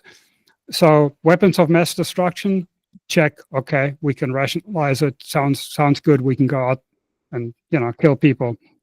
Again, an AI, it'll be trivial for an AI to do the research. You know, they're tireless. They don't have confirmation bias. They can go and say, well, you know, maybe they aren't really maybe you shouldn't call those things weapons of mass destruction, or maybe they know worse than what, you know, other countries have. Maybe that isn't a good justification. And, you know, that would be true for whatever decisions we make, you know, getting into a partnership with somebody, breaking off a relationship, investing somewhere, basically having this AGI that can automatically just do the research for you and give you a much more balanced picture. And the third thing is, we are not good at rational thought, you know. It's sort of an evolutionary afterthought, our ability to think logically. Again, for an AI, its natural mode of operation is to think systematically and logically. So again, going back to 9/11, okay, so even if we should go to Iraq and bomb the hell out of them, is that actually likely to give us the end result we want? You know, even if we're successful and justified in doing it, is that going to give us a result we want? Or is there a better way of us achieving the result we want? So I think in so many ways, in real life and everyday life, AGI will help us become better people and make fewer mistakes and make better decisions. And I really look forward to it. 100%. And hopefully not keep electing the kind of people we keep electing. And I'm not just talking about the current crop. I'm talking even more generally. Yeah, Peter, I agree. I generally agree with your point. You know, your 9/11 example, but you know, game theoretics and other human ego, and we see the world as we are, not as it is, argument also kicks in. How do you make the case to the broader public who has this game theoretic, selfish understanding, and that this agent will not go on to be selfish and think in its self-interest only, rejecting all this AI safety debate seems to be countering the points you're making? Yeah, we don't have AGI. I mean, the current LLMs are such a hodgepodge of, prompts and tweaking and fine-tuning and whatnot for them to be politically correct, or in the case of Grok, to be aggressive or whatever. We don't have AGI. AGI is going to be much clearer thinking kind of thing, and it's basically why would people listen to the AGI? They would listen to it because it has helped them. It's helped them make good decisions, helped them do stuff. And again, with cognitive AI, you can run this on a small device, on a personal device. So you can have every person in the world potentially can have their own AGI, and that's kind of the vision I have, where the reason people will listen to it, it's because it'll give them good advice. But how do you prove, or how do you make a case of that before it's made? I feel like there's all these decelerationist groups out there that don't bind to this, or there's no convincing the other side here. Oh, I mean, how many people refuse to use internet? I mean, it's it's once a technology is there, how many people refuse to have a smartphone? It's a tiny percentage. Once you see the benefit of it, it helps people. Hey, I don't have to deal with my insurance company anymore. My AGI will deal with it, or the tax authorities, or DMV, or whatever. No, people, there will be a small percentage of people who will not use AGI, but if it's made widely available and everybody can have one, a majority of people will have AGI.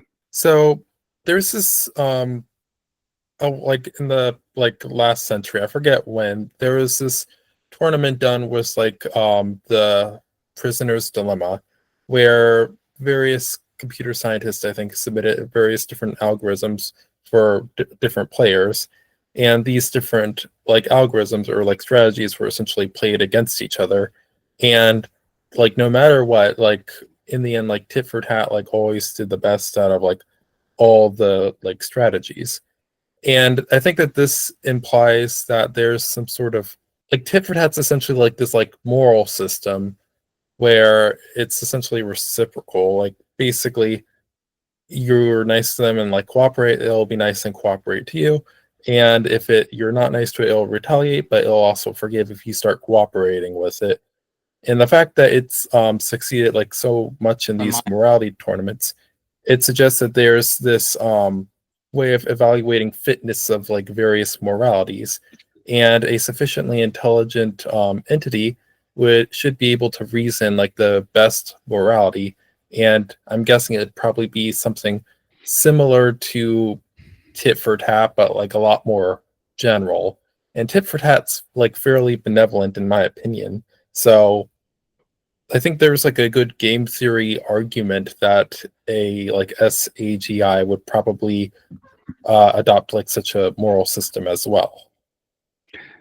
Yeah, and in fact, I have written quite extensively about what a rational morality should look like. I'm not terribly fond of game theory because I think it seems a little too artificial to me. But I mean, I would agree with you there. Tit for tat, the conclusions. The thing is also to realize that life typically isn't about zero-sum games. And that is kind of where one should look to be playing in areas where there's mutual benefit. But yeah, rationality will help people make fewer mistakes and do bad things. I'm really excited about the personal agents kind of world. I'm using a few agents on my phone right now just to pop up and remind me of professional tasks, but also just stuff for my own life. It reminds me of. Are you familiar with Diamond Age? 90s science fiction, Neil Stephenson. Yeah. Well, basically, it's the idea that artificial intelligence, an AI education bot, kind of leaks out into the internet, and so it becomes essentially open source.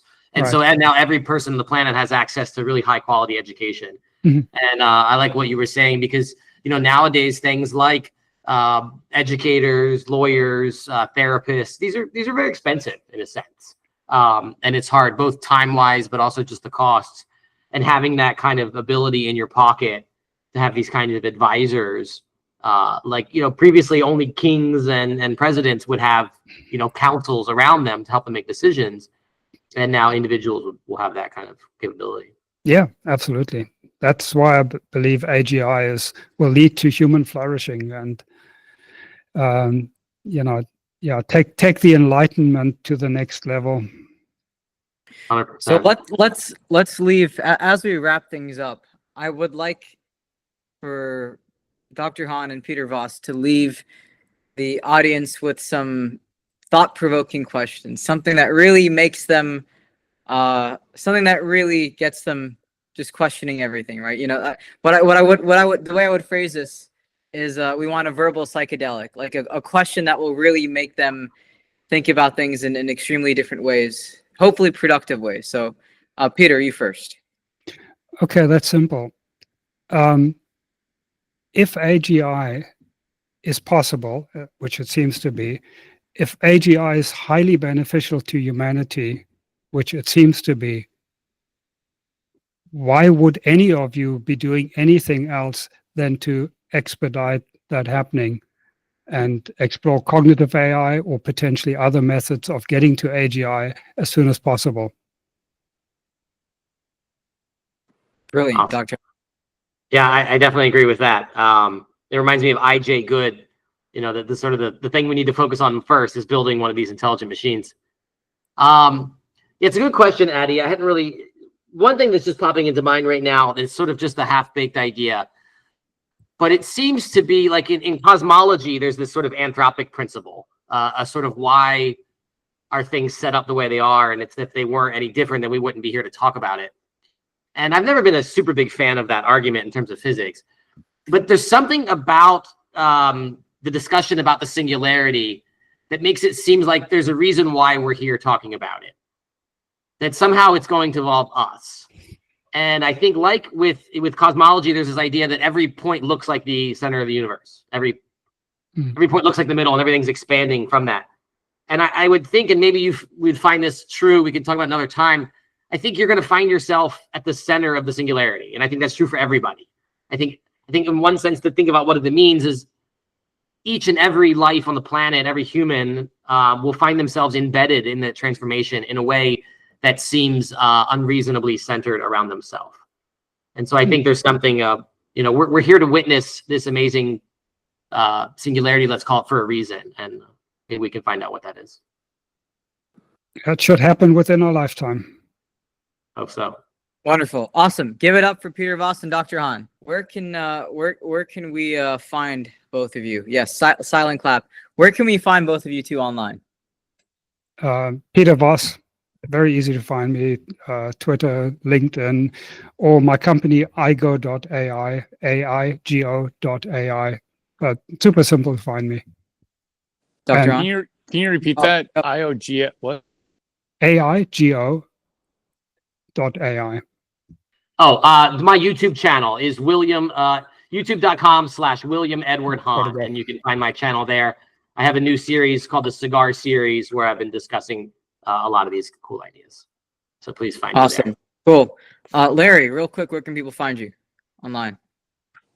Since William is connected on, what was it? William Edward Hahn, Hahn, correct? That's right. Yeah, I put it in the chat. Do you like how before I say mine, I make Michael repeat his, because I think it would just gloss over people. I'm easy too. If you type into any AI Larry Cheng cell phone, you'll see that, which is easiest. Also, being able to connect on YouTube, because I used AI to mimic 3 octogenarian VCs, which are available on cell phone number, as am I, with these cell phone numbers that are straightforward. Also on YouTube, Larry Chang. I have my YouTube channel and Substacks by the name of Perpetual Science, and you can find my work there. You can find me on Twitter, the Harry Gandhi. Dugan, where can people find you online? Twitter, and I'm posting links to the Wolfram community. But much of my code there is hosted there, and LinkedIn. Awesome. And Jess? Yeah, most social medias and Substack, JESPARENT. I'll be there, LinkedIn, and everywhere else. So, and a new YouTube channel. Great. Hey, so I'll see you all there. All right, this has been a fantastic time. There's so much more that I want to talk about, because that's always how these conversations go. In basically less than an hour, we're actually doing, you guys are lucky today. You're getting 2 Ekkolapto salons. You're getting this one, and then you're getting one with Paul Hahn from Yale and RM Labs. He's talking on human skin augmentation. So if you want to join that, this is at, what is it? We said, 4 p.m. EDT. You can join there afterwards. So I'll be joining there in about an hour. But yeah, thank you all for coming for this. This was a lot of fun. This is nice to have a panel between Dr. Hahn and Peter. I know Dr. Hahn has been also wanting to do something like this for a while. Do you have any sneak peeks, teases you can give us, William? Just stay tuned. I've got a new edition of my info hazards research, and that will be coming out soon. So stay tuned. Thanks, Addy, for putting this together. Always great. Of course. Looking forward to catching you next time. What are some lasting questions that you have that you'd want to hear for a part 2, maybe? Can you expand on info hazards? Because I like how easy of a hook that is. No, you just opened up Pandora's box. It won't close down. Well, let's do That's a okay. quick teaser. Let's do a quick teaser, and then Addy can set us up with a follow-up recording in the next few days. Basically, we're dangerous information. And in the classical world, this would be things like blueprints for a nuclear bomb, or secrets about the mob that they'll whack you for, whatever that might be. But now with AI, we're seeing it on 2 fronts. One, in the practical software world, we can now hijack these AI models. As we put more intelligence into the AI, they're coming with psychological vulnerabilities. So the example I like to give is, if you have the deadlock bolt on your door, you can try to pick at it with little metal fingers and things, but you can't shout at it. You can't intimidate it. You can't threaten its family. You can't bribe it or bamboozle it or anything like that. But with these language models, you can do exactly those things. And so they have very strange, let's call them psychological vulnerabilities that regular software engineering stacks just had no concept of. And on the other side of the coin, they're going to be generating, both maliciously and just the nature of everything, content that kind of grabs us. People already get caught scrolling. People are already spending hours a day on social media. As these algorithms get better and better at drawing your attention, you can imagine defining some kind of singularity, maybe call it a psychological attention or something. We could think of a cool term for the singularity at which it's so interesting, it becomes like a narcotic where you really can't put it down, in a way that we don't have that now. Maybe you see that with video game addiction in some individuals. I'm sure there's some people who get treated for social media addiction. And then there's also the other side of the information hazards, where the example I like to give is, there's a text message that you could get on your phone right now that you would look at the message and say, "I'm terribly sorry, everybody, I have to go." And I don't know what that message is, right? I don't know enough about you all to be able to craft that message accurately. I could make a wild guess, but you would just ignore it as spam. But a sophisticated or even an unsophisticated AI could spend a decent amount of time learning where you live and names of people in your family and what your schedule might be later today. And it would send you a message that seems coherent enough and fits in with something you would expect, that you think, oh, wow, this is an emergency involving people I care about. I have to go take care of this right now. That kind of attack on your sensibility, on your what's real or not, is going to start happening at scale. And so I'm working with down here to develop artificial immune systems to try to prevent these kinds of attacks, and to try to prepare our technological infrastructure for those kinds of attacks, essentially hacking at scale and hacking our minds. And so I think the biggest threat from the AI is not Terminator is not going to chase you down the street with a knife. He's going to convince you, something else terrible has happened, and you'll get upset by it. So they'll mess with your brain directly in some sense. And then what are the near-term, not necessarily commercial applications, but I'm completely in tune with the whole info hazards, the way that you present it. And I mean, A+ job if you need a rating from a rando. Yeah, well, the best thing to counter is just awareness of it. And so I've been trying to kind of formulate, like Isaac Asimov style, kind of the 3 rules of mind control. And sort of rule number 1 is if you're not thinking about mind control, you're already under so I think awareness that there is this thing out there called mind control. It's actually old. It's probably one of the oldest things in the world, and it's getting revamped with AI. And we don't really have a psychological category for it. Most people think of it as woo-woo or fake, but if we look at pop media or advertising, these things are very successful. So we know that in a sense it works. It's just a matter of degree. So that's what I've been kind of formulating is to kind of how do we protect ourselves? And I think the best way is to just be aware of it. The other rule that I came up with is when you've been psychologically punched, you don't know it. Right? When you've been psych attacked, you have by definition, you have no idea that happened to you. If it misses, you can say, oh, someone tried to trick me. It's like a punch that doesn't land. That you can notice, and you can say, oh, that thing was trying to trick me into doing such and such. But when you're actually tricked, you don't know you've been tricked. That's kind of my definition of being tricked, in a sense. And so that's what I've been trying to think about. And I think we just need to raise cultural awareness that this is happening. And then I think a lot of these things take, for example, when people call you up and they'll pretend to be the IRS and say they need gift cards.